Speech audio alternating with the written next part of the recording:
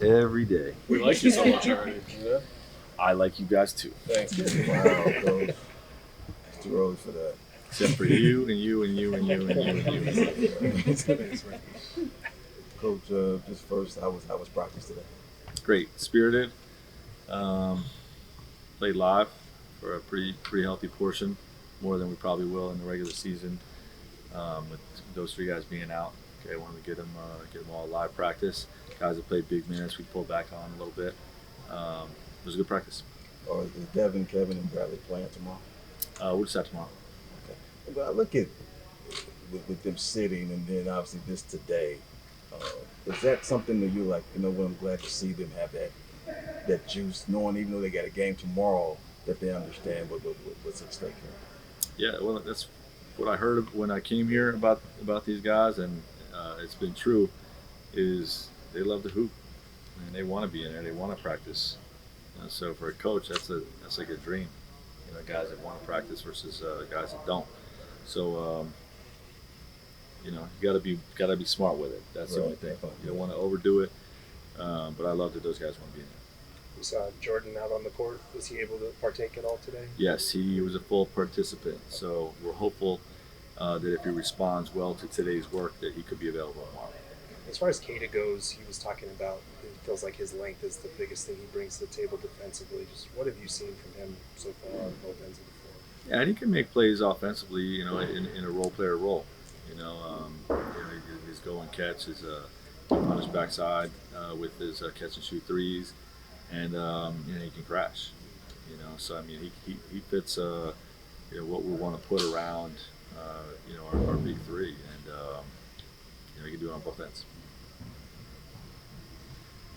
Even when someone or a few guys are injured, like in this instance, you're still left with those difficult choices as a coach in terms of who cracks the initial rotation. Got guys like Nasir looking outside on the way in. Just how do you mix and match those choices throughout a situation like this where you want to give guys looks?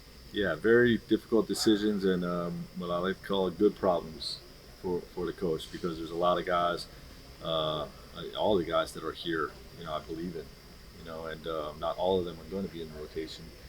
But, you know, if one of them falls out for some reason, has an injury or has to miss some time, I really believe in each guy on our team. So you know, I love our depth.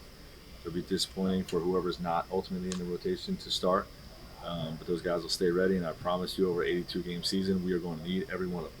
For Jordan's first season in the NBA, last year's defense was really impressive. What element of it impressed you the most when you watched it back?